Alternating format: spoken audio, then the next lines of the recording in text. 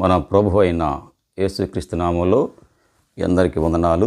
మరొకసారి ఈ రీతిగా మీ ముందుకు రావడానికి దేవుడు అనుగ్రహించిన కృపను బట్టి దేవునికి వందనాలు తెలియజేస్తూ మీకు కూడా నా వందనాలు తెలియజేస్తున్నాను. ఈరోజు ప్రత్యేకంగా ఈ వీడియోలో మీకు thumbnail చూస్తారు కనుక దాని ఆధారంగా చెప్పడానికి ప్రయత్నం చేస్తాను. తక్కువ సమయంలో చెప్పాలని ఆశపడుతున్నాను, కానీ ఇది తక్కువ సమయంలో అయ్యేది కాదు. త్వరగా చెప్పినట్లయితే అర్థం కాదు, వివరించి చెప్పినట్లయితే సమయం ఎక్కువ తీసుకుంటుంది. అయినప్పటికీ కూడా నేను చాలా తక్కువ సమయంలో చెప్పడానికి నేను ఇప్పుడు ప్రయత్నం చేస్తున్నాను. దయతో శ్రద్ధగా వినాలని నేను ఆశిస్తూ ఉన్నాను. thumbnailలో ఉన్నట్టుగానే క్రీస్తు పుట్టిన తేదీ కానీ, అంటే క్రిస్మస్, ఈస్టర్ పండుగ కానీ తేదీలు బైబిల్లో లేవు. లేని దానికోసము చాలామంది ఉన్నవని చెప్పడానికి ప్రయత్నం చేస్తూ ఉన్నారు. కొందరేమో అసలు బైబిల్లో ఎక్కడ ఉన్నాయని అడుగుతూ ఉన్నారు. నిజానికి బైబిల్లో లేవు. మరి లేనప్పుడు ఇది క్రిస్మస్ పదం కూడా లేదు బైబిల్లో, ఈస్టర్ పదం కూడా లేదు. అటువంటిప్పుడు క్రైస్తవులు ఏ విధంగా ఈ పండుగలు చేస్తారు అని వారి ప్రశ్న. అంతే తప్ప వాళ్ళు ఏ రకమైన సమాధానం వాళ్ళు కూడా చెప్పలేరు, వాళ్ళ దగ్గర కూడా ఏదీ లేదు. నేను ప్రధానంగా ఈ వీడియోలో ఎందుకు తేదీ లేదు, అంటే క్రీస్తు పుట్టిన తేదీ ఎందుకు లేదు, ఇదే విషయాన్ని చెప్పడానికే మరలా నేను ప్రయత్నం చేస్తున్నాను. దీని ప్రధాన కారణం ఏమిటని చెప్పినట్టు మీకు thumbnail చూసినట్లుగా విషువచలనం, దాన్ని మరలా భూ అక్ష చలనం అంటారు. దీనినే ప్రిసిషన్ ఆఫ్ ద ఈక్వినాక్సెస్ అంటారు ఇంగ్లీష్లో. ఇది ప్రధాన కారణం. ఇది ఎవరు చేస్తారు ఇవి అనేది ఇప్పుడు చెప్తా. ఫస్ట్ అంతరిక్షం చూడండి, అంటే ఆకాశం వైపు చూడండి. మనకి ఆ సూర్యుడు నక్షత్రాలు అన్నీ కనిపిస్తాయి, నక్షత్రాలు. కింది భూమి ఉంది. ప్రధానంగా ఈ వీడియోలో నక్షత్రాలు అంటే సూర్యుని ఎందుకు కలుపుకోండి, సూర్యుడు నక్షత్రమే. అంటే నక్షత్రాలు, గ్రహాలు అంటే భూమి కలుపుకోండి. వీటి గురించి చెప్తాను. వీటిలో ప్రధానమైనది సూర్యుడు, భూమి. ఈ రెంటి కోసమే చెప్తే మనకి స్టోరీ క్లియర్ అవుతుంది. ముందు సూర్యుడు అని చెప్దాం. సూర్యుడు సూర్యకేంద్ర సిద్ధాంతం మన ఇప్పుడు సైంటిస్టులు చెప్పారు, ఇది నిజమే. ఒకప్పుడు భూకేంద్ర సిద్ధాంతం అన్నారు. ఎప్పుడైతే చెప్పారో సూర్యకేంద్ర సిద్ధాంతం అని, అప్పుడు చాలామంది క్రైస్తవులు ఇబ్బంది పడ్డారని చెప్తారు పండితులు, కానీ అదేమీ లేదు. కానీ నిజానికి బ్రూనోని కానీ కొప్పర్నికస్ కానీ ఇబ్బంది పెట్టిన వాళ్ళు మొత్తం మత బోధకులే. ఎందుకంటే వాళ్ళ మతం అవడం వాళ్ళది. మతం ఉండొచ్చు, కానీ మతం అవడం ఏ మతంలో కూడా మంచిది కాదు. వాళ్ళు సైన్స్ చెప్పినప్పుడు సైన్స్ని అంగీకరించాలి. జ్ఞానం లేక వాళ్ళు ఏం చేశారంటే ఆ రోజు ఆ బ్రూనోని కానీ ఆ కొప్పర్నికస్ని కానీ వాళ్ళు ఇబ్బంది పెట్టారు. అది మంచి పద్ధతి కాదు, ఏ మతమైనా సరే. క్రైస్తవులు చేసిన ఆ విషయంలో తప్పే ఆ రాడు. అయితే ఒకసారి నేను చదివినిపిస్తాను చూడండి. అంటే నేను మొదటగా ఏం చెప్తున్నాను, సూర్యుని గురించి చెప్తాను కదా, అదే వినండి. కీర్తన 19 ఈ విధంగా ఉంది. 19లో మొదటి నుంచి, ఆకాశంలో దేవుని మహిమను వివరించున్నవి, అంతరిక్షము ఆయన చేతి పనిని ప్రచురపరుస్తున్నది. పగటికి పగలు బోధ చేయుచున్నది, రాత్రికి రాత్రి జ్ఞానం తెలుపుచున్నది. వాటికి భాష లేదు, మాటలు లేవు, వాటి స్వరం వినబడదు. వాటి కణువులు భూమి ఎందంతటా వ్యాపించున్నది. ఇప్పుడు చూడండి, ఆ లోక దిగంతముల వరకు వాటి ప్రకటనలు బయలువెళ్ళుచున్నవి. వాటిలో ఆయన సూర్యునికి గుడారం వేసాను. వాటిలో ఆయన ఇది బాగా వినండి, వాటిలో ఆయన సూర్యునికి గుడారం వేసాను. ఇదే వినండి, సూర్యునికి గుడారం వేసాడు. వాటిలో అంటే అర్థం ఏంటి, అంతరిక్షంలో ఎన్నో గ్రహాలు ఉన్నాయి. వాటన్నింటిలో సూర్యునికి గుడారము వేసాను అని ఉంది. అంటే సూర్యుని గుడారం వేసాడు అంటే టెంట్ వేసాడు. అంటే అది టెంట్ వేయడం ఏంటండి? టెంట్ వేస్తే సూర్యుడు ఆగిపోతాడా? ఇది దాని భావం ఏంటి అంటే సూర్యుడు అక్కడ స్థిరంగా ఉన్నాడు అని బైబిల్ చెప్పింది. ఇది సూర్యకేంద్ర సిద్ధాంతమే కదా. బైబిల్ ఆనాడు ఉంది కదా. ఆనాడు మతమోడీలు, ఆ మత పండితులు సరిగా అర్థం చేసుకోలేకపోయారు. బైబిల్ ఉంది కదా. అయితే సూర్యుడు ఇంకేం చేస్తాడు? వాటిలో సూర్యునికి దేవుడు గుడారం వేశాడు అంటే దాని అర్థం స్థిరంగా ఉంచాడు. అయితే స్థిరం అంటే అర్థం ఏంటి? స్థిరం అంటే పడకుర్చీ వేసుకొని ప్రశాంతంగా పడుకుని ఉన్నాడా సూర్యుడు? లేదు. సూర్యుడు కూడా పడమర నుంచి తూర్పుకి, అనగా ఫ్రమ్ వెస్ట్ టు ఈస్ట్కి తిరుగుతూనే ఉన్నాడు భూమిలాగా. భూమి అదే విధంగా తిరుగుతుంది, సూర్యుడు కూడా అదే విధంగా తిరుగుతున్నారు. చాలామంది డౌట్ రావచ్చు. ఈ విషయం నేను చెప్పడమే కాదు, బైబిల్ ఏనాడో చెప్పింది. వినండి, అది ఎలా వినండి, చెప్పింది లేదు బైబిల్. అతడు తన అంతఃపురములో నుండి 5వ వచనం, బయలుదేరి పెండ్లు కుమారుని వలె ఉన్నాడు. అంటే అంతఃపురములో నుండి బయలుదేరి పెండ్లి కుమారుడు వలె ఉన్నాడు. బయలుదేరు అంటే బయలుదేరి బయటకు వస్తున్నాడు ఒకటి. రెండోది, సూర్యుడు పరిగెత్తను ఉల్లాసించినాడు. సూర్యుడు మీనింగ్ వారియర్, యుద్ధవీరుడు. పరిగెడతానికి ఎలాగైతే ఇష్టపడతాడు అలాగా తన పదమునందు పరిగెత్తను ఉల్లాసించుతున్నాడు. తన పదమునందు, వినండి, తన పదమునందు, పదము అనగా మార్గము, ద వే. ఏ మార్గం ఇది అంటే సూర్యుని మార్గం. అంటే సూర్యునికి దేవుడు ఒక మార్గం ఉంచాడు, ఒక కక్ష ఉంచాడు, ఒక పదం పెట్టాడు అంటే మార్గం. ఆ పదములో తన మార్గంలో తాను తిరుగుతూ ఉన్నాడు. సూర్యుడు ఎక్కడ ప్రశాంతంగా కూర్చుని లేడు, సూర్యుడు కూడా తిరుగుతున్నాడు. అంటే సూర్యుని చుట్టూ గ్రహాలు తిరుగుతున్నాయి, కానీ సూర్యుడు ఎవరి చుట్టూ తిరగడం లేదు, కానీ కేవలం తన చుట్టూ తాను మాత్రము పశ్చిమ నుంచి తూర్పు దిశకి తిరుగుతూ ఉన్నాడు. ఈ విషయాన్ని ప్రఖ్యాత భౌతిక శాస్త్రవేత్త సర్ జేమ్స్ జీన్స్ ఏనాడో చెప్పాడు. సూర్యునికి భ్రమణ ఉంది, తిరుగుతున్నాడని. బైబిల్ ఎప్పుడు చెప్పింది? ఈనాడు చెప్పేసింది. చూసారా, సూర్యుడు పరిగెత్తను ఉల్లాసించినట్లు తన పదమునందు, పదమనగా మార్గం, పదమునందు పరిగెత్తనుల్లాసించున్నాడు. తర్వాత 6వ వచనం, అతడు ఆకాశమున ఈ దిక్కు నుండి బయలుదేరి ఆ దిక్కు వరకు దాని చుట్టూ తిరిగి వచ్చుచున్నాడు. అర్థమైందా? ఈ దిక్కు అనగా పశ్చిమ, ఆ దిక్కు వరకు అంటే ఈస్ట్.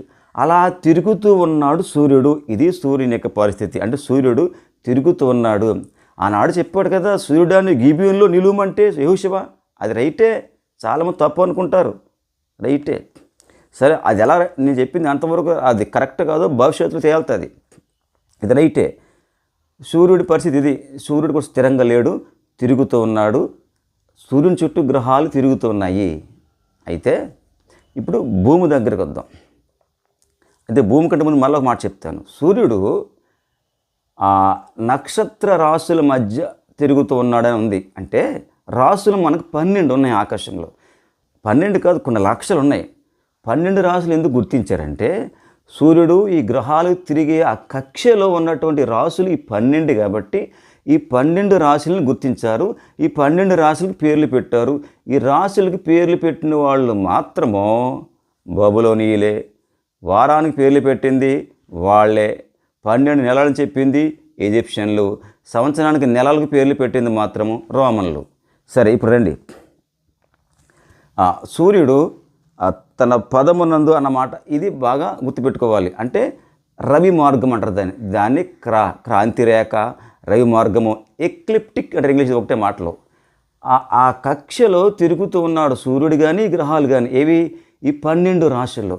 సూర్యుడు ఒక రాశి నుంచి మరొక రాశిలోనికి, అలాగా 12 రాశుల్లోకి వచ్చేటప్పటికి 1 సంవత్సరం అవుతుంది. అంటే ఏ రాశిలోకి వెళ్తే ఆ రాశి సంక్రాంతి, నిజానికి సంక్రమణ అంటారు. మన సౌత్ ఇండియాలో మకర రాశిలో ప్రవేశించినప్పుడే సంక్రాంతి పండుగ చేస్తాం, కాబట్టి మనది మకర సంక్రాంతి అంటారు. నిజానికి ఎప్పుడు మనం చూస్తాం కదా, ఈ సంవత్సరంలో డిసెంబర్ 21నే వచ్చేసాడు కదా. కానీ అప్పట్లో ఏముంది పుస్తకాల్లో 22 అని ఉంది డిసెంబర్. కానీ క్రిస్మస్ పండుగ నిర్ణయించే సమయానికి ఎప్పుడు క్రీస్తు శకం 4వ శతాబ్దంలో కాన్స్టెంట్ చక్రవర్తి టైంలో ఏం జరిగిందంటే, వాళ్ళు సూర్యదేవుని ఆరాధించేవారు. వాళ్ళకి దక్షిణాయన అంతమనగా దక్షిణాయనంలో సూర్యుడు అక్కడ అంతమయ్యి మరలా ఉదయిస్తాడు. అది వాళ్ళకి సూర్యుని పండుగ, పుట్టినరోజు అప్పుడు చేసేవారు, సూర్య దినోత్సవం. అది వారికి మహాపండుగ. ఆ రోమిలి ఎన్నో వేల సంవత్సరాల నుంచి వాళ్ళ పండుగ చేస్తున్నారు.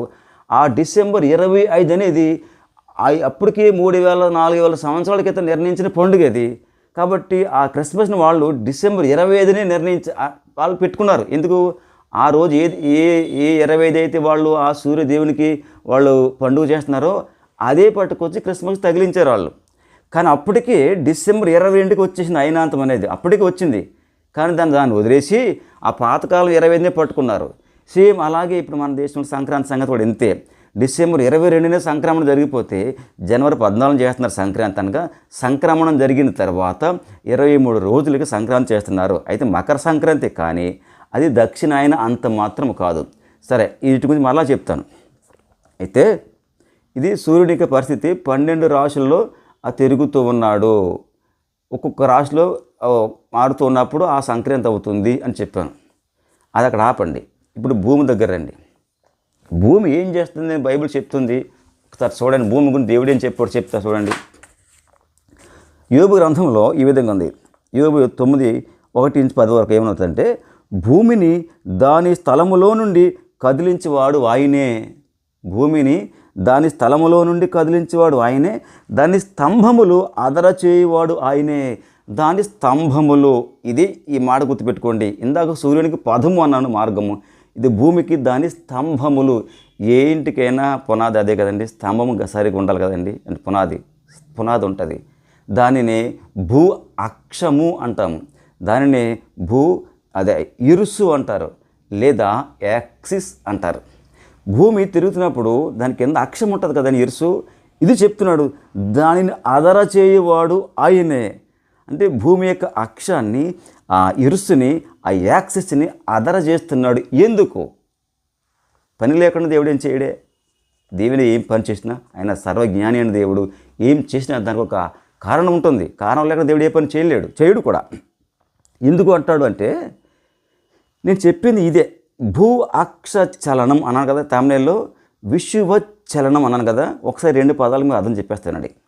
విషువత్ చలనం అంటే, విషువత్ అంటే విషువత్తులు, చలనం అనగా కదులుట. విషువత్తులు కదిలిపోతున్నాయి అని అర్థం. ఇంకోటి దానికి మరొక పేరు భూ అక్ష చలనం. అనగా భూమి యొక్క అక్షము చలనం అవుతుంది అనగా కదులుతుంది. అంటే భూమి యొక్క ఇరుసు కదిలిపోతుంది. ఇవి 2 జరుగుతున్నాయి ఇక్కడ. ఒకటి విషువత్తులు కదిలిపోతున్నాయి, రెండోది భూమి యొక్క ఆ అక్షం కదిలిపోతుంది. ఎందువల్ల అంటే దీన్నే మనము భూ అక్ష చలనం, విషువచ్చలనం అన్నాం. కదిలిపోవడం వల్ల ఏమవుతాయి అంటే విషువత్తులు మారుతుంటాయి, అయినాంతాలు మారుతాయి. ఈ వీడియోలో ప్రధానంగా ఈ 2 గుర్తుంచుకోవాలి, విషువత్తులు, అయినాంతాలు. విషువత్తులు అంటే 2 ఉన్నాయి, వసంత విషువత్తు, శరద్ విషువత్తు. వసంత విషువత్తు మార్చి 21, శరద్ విషువత్తు సెప్టెంబర్ 23. ఇప్పుడు అయినాంతాలకు రండి. అంటే ఉత్తరాయణాంతం, దక్షిణాయనాంతం. ఉత్తరాయణాంతం జూన్ 22, దక్షిణాయనాంతం డిసెంబర్ 22. ఇది జరుగుతుంది. ఈ 2 ఎందుకు జరుగుతున్నాయి? ఈ 2 కూడా మారిపోతూ ఉన్నాయి. ప్రతి 2160 సంవత్సరాలకు ఒకసారి రాసులు మారుతూ ఉంటాయి, రాసులు మారిపోతూ ఉంటాయి. క్రీస్తుపూర్వం 2050 నుంచి క్రీస్తుశకం 100 మధ్యలో ఈ వసంత విషువత్తు మేషరాశి, వసంత విషువత్తులో అప్పుడు మేషరాశి ఉంది, ఇప్పుడు మీనరాశి ఉంది. చూసారా? మారిపోతున్నాయి ఇవి. ఎందుకు మారిపోతున్నాయి? నేను చెప్పే ఈ వీడియోలు మీకు వినాల్సింది మార్పు అనే పదాన్ని గమనించే, మారుతున్నాయి. ఎందుకు చూడండి, ఇక దేవుడు దాని స్తంభములు, దానిని భూమి యొక్క స్తంభములు అదరజేయవాడు వాయినే. ఈ అదర చేస్తున్నాడే, దీని వలనే మార్పులు సంభవిస్తున్నాయి. భూమికి చెప్తాను చూడండి. భూమి తన చుట్టూ తాను తిరుగుతుంది 24 గంటల్లో. ఫస్ట్ పని. 2 పని ఏంటి? తన చుట్టూ తాను తిరుగుతూ సూర్యుని చుట్టూ తిరగాలి. ఇది 2వ పని. ఈ 2 కాకుండా 3వ పని ఉంది. ఇది అత్యంత ముఖ్యమైనది, ఎవరికీ తెలియదు. ఈ క్రీస్తు పూర్వం 125 సంవత్సరంలో హిప్పార్కస్ కనిపెట్టని చెప్తున్నారు. ఇది 2వ శతాబ్దం, BC 2వ శతాబ్దంలో. కానీ బైబిల్ ఎప్పుడూ చెప్పేది కదా. ఇది చూడండి, దాని స్తంభములు అదర చేయవాడు వాయునే. అంటే భూమి యొక్క అక్షము అంటే ఒక చోట నుంచి అలాగ ప్రతి 72 సంవత్సరాలకి 1 డిగ్రీ చొప్పున, అంటే ఒక రోజు చొప్పున అలా కదులుతూ 26,000 సంవత్సరాలకి ఒక్క వలయం చుడుతుంది భూమి. ఇది గుర్తుపెట్టుకోవాలి. భూమి స్థిరంగా దేవుడు చెప్తున్నాడు కదా, దాని స్తంభములు అదరజేయుడు ఆయనే. అంటే ఆ స్తంభం అనగా యాక్సిస్, ఆ ఇరుసు, ఆ అక్షము అలా ప్రతి 72 సంవత్సరాలకి 1 డిగ్రీ చెప్పున కదులుతూ తన యొక్క ఒక వలయాన్ని చుట్టుకుంటూ వస్తుంది. అప్పటికి 26,000 సంవత్సరాలు అవుతుంది. అందుకే ధ్రువ నక్షత్రం కూడా ప్రతి 2,000 సంవత్సరాలకి ధ్రువ నక్షత్రం మారిపోతుంది. ధ్రువ నక్షత్రం అక్కడే ఉంటుంది, కానీ ఈ అక్షం మారిపోవడం వల్ల వేరే నక్షత్రం అప్పుడు అవుతుంది ధ్రువ నక్షత్రం. ఇవన్నీ జరగడానికి కారణం ఏంటంటే ఈ విషువచ్చలనమే, ఈ భూ అక్ష చలనమే. దీనివల్ల ఏం జరుగుతుంది? మార్చి 21 వసంత విషువత్తు అన్నారు. ఆ నైసియా సదస్సులో 325 ADలో ఏమని చెప్పారు? వసంత విషువత్తు మార్చి 21 ఉండాలి అని చెప్పి, వసంత విషువత్తు మార్చి తర్వాత మొదటి పూర్ణిమ తర్వాత వచ్చే మొదటి ఆదివారం నాడే ఈస్టర్ నిర్ణయించారు. ఆ తర్వాత ఏమని చెప్పి మన వీడియోలో, ఆ తర్వాత గ్రెగోరియన్ క్యాలెండర్ వచ్చేటప్పటికి 10 రోజులు వెనకబడిపోయింది. దేవుడు కావాలనుకుంటే డేట్లు పెట్టేవాడే. దేవుడు వద్దనుకున్న డేట్లు మనం ఎందుకు పెట్టుకోవాలి? ఆనాడు ఆర్సీఎం పేదలు పెట్టారు, మనకు అవసరం లేదు ఇవి. దేవుడు అవసరం అయితే ఆయన రాయించుకుంటాడు కదా, మనకు అంత అవసరం ఏమొచ్చింది? 10 రోజులు వెనక పెడుతుంది అప్పుడు. కానీ ఇప్పుడు అదే ఆచారం కొనసాగిస్తున్నాం. అవి ఇప్పుడు ఏం చేశారు మళ్ళీ వాళ్ళు గ్రెగోరియన్ క్యాలెండర్లు కూడా తెచ్చి మళ్ళీ మార్చి 21 పెట్టారు. నీ పెడితే తాగుతుందా? భూమిని దాని యొక్క స్తంభమును అదరజేయవాడు ఆయనంటే దేవుడు దాన్ని కదిలిస్తూ ఉన్నాడు. దీన్నే భూ అక్షచలనం అంటారు. ఇది ఎప్పటికీ చెప్పాడు. ఇది ఇవాళ ఏం జరుగుతుంది? ఆ వసంత విశ్వత్ మార్చి 21 అనేది ఇక మారుతూ ఉంటుంది. ఇది ఇప్పుడు వసంత విశ్వత్ మార్చి 21 ఉంది. కొంతకు 2000 సంవత్సరాల తర్వాత 2160 సంవత్సరాల తర్వాత అది మారిపోద్ది, ఉండదు. ఇప్పుడు సెప్టెంబర్ 23 శరద్ విశ్వత్తు. ఇప్పుడు ఉత్తరాయణాంతం జూన్ 22 ఉంది. వీడి సంవత్సరం యాక్చువల్గా దక్షిణాయనాంతం డిసెంబర్ 22 ఉండాలి. కానీ సంవత్సరం సైంటిస్టులు ఏం చెప్పారు? 21 అని చెప్పేశారు. ఇలాగా ప్రతి 2160 సంవత్సరాలకి ఒక్కరోజు చొప్పున ఇది మారిపోతూ ఉంటుంది. ఇది స్థిరంగా ఉండదు. ఇప్పుడు చెప్పండి, గడియారం కానీ క్యాలెండర్ కానీ స్థిరమైంది కాదు. ఒకసారి ఊహించండి మీరు, గడియారం లేదనుకోండి, ఇప్పుడు క్యాలెండర్ లేదనుకోండి, ఊహించండి ఒకసారి. పూర్వం ఇదే పరిస్థితి. ఇప్పుడు మరి వాళ్ళు ఏం చేసేవారు? మరి ఎప్పుడు వాన వస్తుంది, ఎప్పుడు ఎండ వస్తుంది, ఎప్పుడు పంటకి వేయడానికి, ఎప్పుడు ఏ కాలం, ఏ ఋతువుల పంట వేయాలి ఎలా తెలుస్తుంది? అప్పుడు దీనికి కొండ గుర్తు లేకుండా ఏంటి, ఆకాశం దొరికినాయి వాళ్ళకి. సూర్యుడు ఉదయాన్ని ఒక నక్షత్రం వచ్చేది. ఓహో మంచు పడుతుంది అని తేలిన తర్వాత, ఆ తర్వాత మళ్ళీ సూర్యుడు ఉదయం సమయానికి మళ్ళీ ఇంకొక ముందు ఒక నక్షత్రం వచ్చింది వేకుజామున. ఓహో ఇప్పుడైతే మంచు కరుగుతుందంటే ఎండలు వస్తాయి. ఇలాగ చెప్పుకున్నారు వాళ్ళు. అప్పుడు మనకంత ఈజీగా అయితే ఇప్పుడు ఉంది, కానీ వాళ్ళకి అప్పుడు లేదు. అంటే వాళ్ళు ఆకాశం చూసి చెప్పుకున్నారు. దేవుడు ఏమన్నాడు చూడండి, దాన్నే చెప్తున్నాను చూడండి. పగటికి పగలు బోధ చేయుచున్నది, రాత్రికి రాత్రి జ్ఞానం తెలుపుచున్నది. అంటే నాకు అర్థం కాలే. పగటికి పగలండి, పగలకి ఆ రోజుల్లో ఆకాశాన్ని చూసి వాళ్ళ కాలాన్ని తెలుసుకునేవారు. ఇప్పుడు రాత్రికి రాత్రి జ్ఞానం తెలుపుతుంది. రాత్రుల్లో నక్షత్ర రాసులు 27 నక్షత్రాలు. ఇదిగో మా యోబు గ్రంథంలో ఆ కృత్తిక నక్షత్రం ఉంటుంది, ఎలుగుబంటి ఉంటుంది దాన్ని, బేర్, అది రాయబడింది, బైబిల్లో పెట్టారు వాళ్ళు. రాత్రికి రాత్రి జ్ఞానము తెలుపుచున్నది అని ఉంది. అంటే రాత్రి ఏం చేస్తుంది? రాత్రికి ఇదిగో అవి చెప్తున్నాయి, ఆ నక్షత్రాలు, ఆ గ్రహాలు అవి చెప్తున్నాయి. వాటిని బట్టి చేస్తారు ఈ పంచాంగం, అంటే క్యాలెండర్, ఈ జ్యోతిష్యం. అవన్నీ ఎవరి కోసం పెట్టాడు దేవుడు? మనం తెలుసుకోవడం కోసం పెట్టాడు. మరి మనం తెలుసుకుని మనం నిర్మించుకున్న ఈ క్యాలెండర్లో దేవుని పుట్టిన తేదీ పెడదామంటే ఆయన ఒప్పుకుంటాడా? సర్వజ్ఞాని అని దేవునికి తెలియదా? దేవుడు ఆది అంతం ఉన్నవాడు, స్థల కాలాలకు అతీతుడు.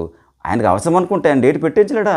అరే నన్ను అందరూ మేధావులు అడుగుతారు, హేతువాదులు అడుగుతారు, నాస్తికులు అడుగుతారు, రేపొద్దున నా పరవేమైపోద్ది అనుకోలేక దేవుడు కాలాలు నిర్మించింది ఆయన. అంతేగాని కాలానికి అతీతుడు ఆయన. కాలాలు మన కోసం పెట్టాడు తప్ప ఆయన కోసం కాదే. చెప్తున్నాడు కదా, పగటికి పగలు బోధ చేయుచున్నది, రాత్రికి రాత్రి జ్ఞానం తెలుపుచున్నది. వాటికి భాష లేదు, మాటలు లేవు, వాటి స్వరం వినబడదు. కానీ ఎన్ని చెప్పింది మనకి? ఎన్ని చెప్తుంది? భూమి అక్షం కదులుతూ ఉంది. ఎక్కడ చెప్తుంది? మాట్లాడుతుందా? మాట్లాడతలే. ఎలా కనిపెట్టారు వీళ్ళు దీన్ని? ఆ సూర్యుడు ఏం చేస్తున్నాడు? తన పదములో తిరుగుతూనే ఉన్నాడు. నక్షత్రాలు ఆ సూర్యోదయానికి కొద్ది క్షణాల ముందు వచ్చి ఉదయిస్తున్నాయి. దాన్ని బట్టి ఈజిప్షియన్స్ సంవత్సరానికి 365 రోజులని వాళ్ళు చెప్పారు. ఎలా చెప్పారు అనుకుంటున్నారు? దాన్ని బట్టి చెప్పారు వాళ్ళు. అది వాళ్ళకి సిరీస్ నక్షత్రం వచ్చినప్పుడు దాన్ని వాళ్ళు సోతిస్ నక్షత్రం అంటారు. మన వాళ్ళు దాన్ని మృగవ్యాధ నక్షత్రం అంటారు. ఆ నక్షత్రం వచ్చినప్పుడు నైలు నదికి వరదలు వస్తున్నాయి, వారణ పరువు వస్తాయి అనుకున్నారు వాళ్ళు. అలాగే వచ్చేది, అలాగే మంచు పడేది. ఇలాగే కనిపెట్టి ప్రపంచవ్యాప్తంగా లోకమంతా ఇలాగే దేవుడు ఆ రీతిగా జ్ఞానం బోధించాడు. ఇది ఒక దేవుని యొక్క ప్రత్యక్షత. ఇది దేవుని తెలుసుకోవడానికి ఇదిగో ఇలా చెప్తున్నాడు. పగటికి పగలు బోధ చేయుచున్నది, రాత్రికి రాత్రి జ్ఞానం తెలుపుచున్నది. వాటికి భాష లేదు, మాట్లాడుతుంది. భాష ఉంది దానికి, మాటలు లేవు, వాటి స్వరం వినపడతలేదు. కానీ ఎన్ని నేర్చుకున్నాం? ఆకాశాన్ని చూసి, భూమిని చూసి ఎంత పంచాంగం తయారు చేశారు, ఎంత యాస్ట్రోఫిజిక్స్ అని ఉంటుంది, ఫిజిక్స్ వాళ్ళు తెలుసు. అది ఎంత బుక్ రాశారండి. ఇప్పుడు మాట్లాడేవి ఎక్కడైనా వాడికి భాష ఉందా? మాట్లాడాయి. ఎంత జ్ఞానం బోధించింది. ఇప్పుడు బోల్డ్ మంది ఫిజిక్స్ చదువుతుంటే ఆస్ట్రోఫిజిక్స్ చదువుతారు, ఆస్ట్రానమీ కానీ ఆస్ట్రోఫిజిక్స్ చదువుతూ ఉంటారు వాళ్ళు. ఎన్నో ఉంది కదా, జాగ్రఫీ కానీ భూమి గురించి ఎన్నో ఉన్నాయండి. దేవుడే చెప్పాడు ఇది. భూమి యొక్క స్తంభములు ఆదరజేయవాడు ఆయనే. ఇప్పుడు రండి, ఇప్పుడు నేను డైరెక్ట్ చెప్పేస్తాను, మీకు షార్ట్ కట్ చేస్తాను కదా. ఇప్పుడు చాలామంది కొద్దిగా ఒక్కసారి చరిత్రకు వస్తాను. క్రీస్తు పుట్టిన తేదీ లేదు, అసలు ఆయన పుట్టలేదు, ఆయనకు చారిత్రక వ్యక్తి కాదు, ఇదంతా కేవలం కల్పించారని చాలామంది అంటూ ఉన్నారు. బుద్ధిహీనులు వారు. ప్రపంచ ప్రఖ్యాత చరిత్రకారుడు H G Wells, Herbert George Wells అంటారు. ఈయన ప్రముఖ నవలా రచయిత, ప్రపంచ చరిత్రకారుడు. ఈయన ఏమన్నాడో చూడండి. ఏమంటాడంటే, అగస్టస్ సీజర్ అంటే కైసర్ ఆగుస్తు ఆ కాలంలో యేసుక్రీస్తు జన్మించాడు, ఆయన పేరుని ఒక మతం ఏర్పడిందని రాశాడు. A short history of the world అనే బుక్ రాశాడు ఆయన. ఇంకా పెద్ద బుక్ కూడా ఉంది, దాంట్లో రాశాడు. తర్వాత ఇంకేం రాశాడంటే,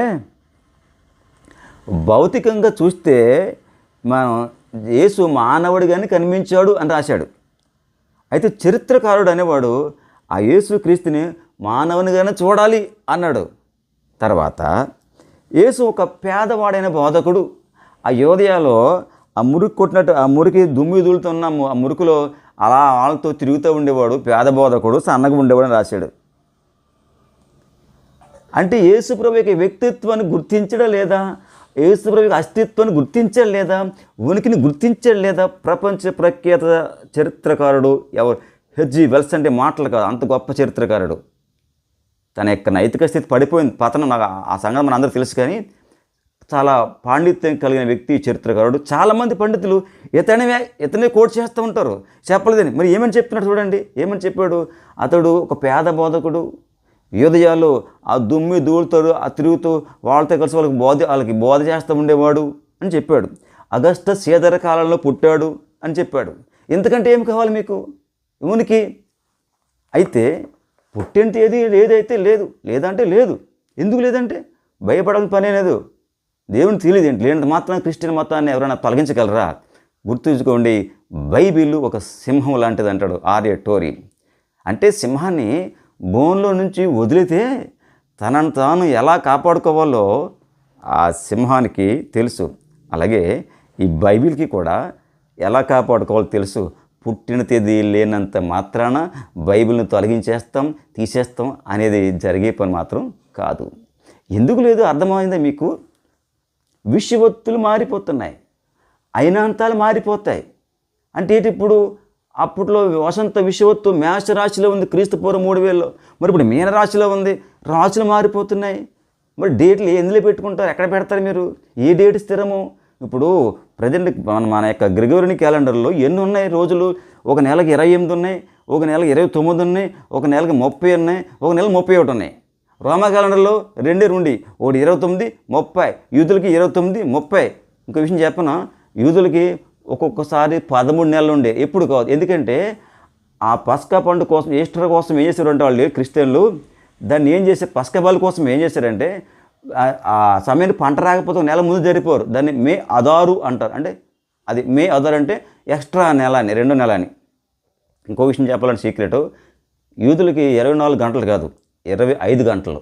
ఇది చిత్ర విచిత్రమైన క్యాలెండర్. అంటే అందుకే దీన్ని క్యాలెండర్ మాయాజాలం అంటున్నాను నేను. యూదులకి 25 గంటలు, 13 నెలలు ఉన్న కొన్ని నెలలో. క్రైస్తవులు కూడా 4వ శతాబ్దం వరకు కూడా యోధా క్యాలెండర్ వాడారు. 4వ శతాబ్దంలోని క్రైస్తవులు రోమన్ క్యాలెండర్ని వాళ్ళు అంగీకరించారు.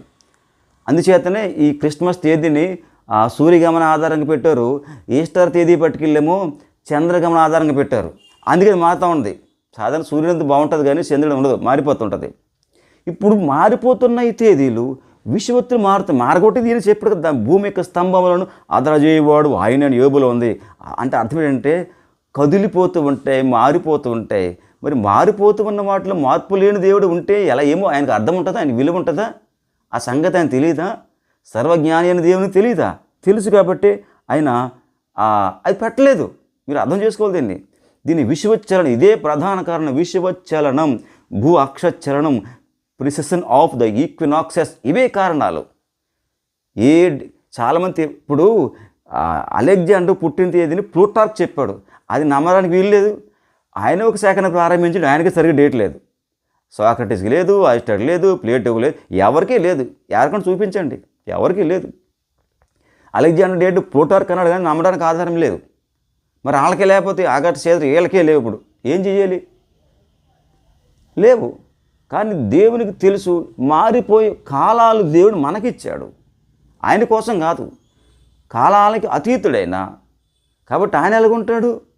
26,000 సంవత్సరాలకు భూమి ఒక వలయం చుడుతూ ఉన్నప్పుడు అన్నీ మారిపోతూ ఉన్నాయి. అప్పుడు డేట్లు మారుతాయి కదా, డేట్లు మారిపోతే ఎలాగా? ఈ సంవత్సరం వచ్చిన క్రిస్మస్ 25 ఫర్ ఎగ్జాంపుల్ సోమవారం అయితే నెక్స్ట్ మంగళవారం వస్తుంది. ఎప్పుడైనా మీరు ఇప్పుడు అలాగే సంక్రాంతి కూడా చూడండి. సంక్రాంతి ఎప్పుడైనా రోజు ఒకే తేదీలో వస్తున్నాయి, ఎవ్రీ ఇయర్ ఒకే రోజుల్లో వస్తున్నాయా? ఎందుకు రావట్లే? మార్పు దేవుడు ఇష్టపడు అంటే తను మార్పు లేని వాడని చెప్పాడు దేవుడు. యెహోవానైన నేను మార్పు లేని వాడును అన్నాడు దేవుడు. కాబట్టి నిన్న నేడు నిరంతరం ఏకరీతిగా ఉన్నాడని హెబ్రీ 13:8 ఉంటుంది. కాబట్టి దేవుడు మార్పు, తన వ్యక్తిత్వం విషయంలో, తన యొక్క అస్తిత్వం విషయంలో దేవుడికి మార్పు లేదు. కానీ ఇది మార్పు అనేది జరగదు దేవుని విషయంలో. అంటే ఈ ముఖ్యంగా యేసుక్రీస్తు విషయంలో ఆ కారణం చేతనే ఇది బైబిల్లో లేదు. మీరు ఎక్కడ చాలామంది రామనస లెక్కల్లో ఉంది, అక్కడ ఉంది, జర్మనీ అవన్నీ అనవసరం. మనకు అది అవసరం లేదు. మనకి ఉంటే బైబిల్లో ఉండాలి, ఉంది అది పక్క ఉంటే ఉండాలి, లేకపోతే లేదు, అంతవరకే. ఇట్ ఈస్ రిటర్న్, రాయబడిన లేఖనం. రాయబడిన తర్వాత మనం ఎక్స్ట్రా ఏ కథలు చెప్పవసరం లేదు. నిజానికి యేసుప్రభు వారి యొక్క జన్మదినము వారి యొక్క తల్లిదండ్రులకు తెలియదండి, తెలుసు. ఈ సువార్త రాసే సమయానికి వాళ్ళ నాన్నగారు చనిపోయారు, కానీ మరియమ్మ గారు ఉన్నారు కదండి. మరి ఆమె చెప్పి రాయించలేరా? పరిశుద్ధాత్మ దేవుడు అంగీకరించలేదు. ఉంటే రాసి పెట్టేవారే కదా. ఎందుకు తెలీదు? లేనంత మాత్రాన లేనంటే ఎలా గురుతుంది? కారణాలు ఇవి. భూ అక్షచలనం లేదా విషువచ్చలనం ఇదే. నిజానికి దేవుడు క్రిస్మస్ పండుగ చేయమని, ఈస్టర్ పండుగ చేయమని చెప్పలేదు వాక్యంలో. కానీ ఆనాటి ఆర్షియం బిషపులు పెద్దలు నిర్ణయించారు, తప్పైతే లేదు. కానీ డేట్లు పర్ఫెక్ట్ మాత్రం కాదు నిర్ణయించింది. మారిపోయినాయి కదా. ఆ వసంత విశ్వత్ మార్చి 21 అంటే ఇప్పుడు ఏమైంది? అది 327లో పెడితే 25లో పెడితే గ్రెగరీ 1772 సమయానికి 10 రోజులు వెనకబడింది. ఇప్పుడు ఏం చేయాలి? మరి ఇప్పుడు మారిపోయింది అక్కడ. మనం ఏం చేయగలం? ఇలాగే మారుతూ ఉంటుంది. ఇప్పుడు డిసెంబర్ అలా పెట్టారు, 25 పెట్టారు. ఇప్పుడు దక్షిణాయనాథం ఎప్పుడు వచ్చింది? 22 అన్నారు బుక్స్లో. ఇప్పుడు 21కే వచ్చింది. 2000 కాలంలో అది బహుశా ఇక 20 మార్చి డిసెంబర్ 21 కాదు, 15 వచ్చేస్తుంది. ఇలాగ వస్తుంది. కానీ డేట్ ఎలాగ ఉంటుంది? అందుకే క్రిస్మస్ సీజన్ అంటాం. నిజానికి క్రీస్తు ఎప్పుడు పుట్టాడనేది ఎవరికి తెలియదు. దేవుడు ఆ అవకాశం ఇవ్వలేదు. ఉంటే బైబిల్లో స్పష్టంగా అది ఉండేది. దేవుడు ఏమన్నప్పుడు లేని దానికోసం ప్రాకులాట ఎందుకు? ఒకవేళ మనం ప్రశ్నిస్తే సమాధానం చెప్పండి. మా దేవుడు మార్పు లేనివాడు, మారిపోయే క్యాలెండర్లో ఉండడు. క్యాలెండర్ మారుతుంది, ఇది స్థిరం కాదు. ప్రపంచంలో ఏ ఒక్క క్యాలెండర్ కూడా నిర్దిష్టమైనది కాదు. ఈవెన్ యూదుల క్యాలెండర్ కూడా నిర్దిష్టమైనది కాదు. ఎందుకంటే వాళ్ళు మనుషులే, వాళ్ళ తగ్గట్టు వాళ్ళు తయారు చేసుకున్నారు. మన తగ్గట్టు మనం తయారు చేసుకున్నాం. ఎవడి క్యాలెండర్ ఆడు చేసుకున్నాడు. అన్ని తప్పులే. ఇప్పుడు ఉన్న ఈ క్యాలెండర్ కూడా కొన్ని సంవత్సరాలకి ఇది పనిచేయదు, తర్వాత మళ్ళీ చేసుకోవాలి కదా. అందుకే కొంతమంది ఏమన్నారంటే ఈ క్యాలెండర్ ఇది కాదు, మళ్ళీ సంస్కరించి మళ్ళీ పెట్టారు కదా. అప్పటికి ఈ నెల పేర్లు ఏంటి, స్నోవి, బ్యూటీ, ఫ్రూటీ, గీటీ అని పెట్టమని కొంత రకాలు పెట్టారు. ఈ నెల ఇదేం పేర్లు, నెలల పేర్లు అని ఇలా రకరకాలు చెప్తూ ఉన్నారు. ఇప్పుడు జరుగుతున్నాయి సంస్కరించాలని. ఇది జరిగే పని చేస్తారు. ఎప్పటికంటే ఇది 3515 సంవత్సరాల వరకు ఇది పనికొస్తాయి. గ్రెగరీ క్యాలెండర్ అది ఇబ్బంది చేయదు. ఎవడు చేసినా పనికిరాదు అతని క్యాలెండర్. ఎందుకు? అసలు విషయం నేను మనం చెప్పిన కదా, భూమి తను తిరిగే విధానంలో స్థిరము లేదు. భూమి ఎప్పుడు కూడా 23.5 డిగ్రీల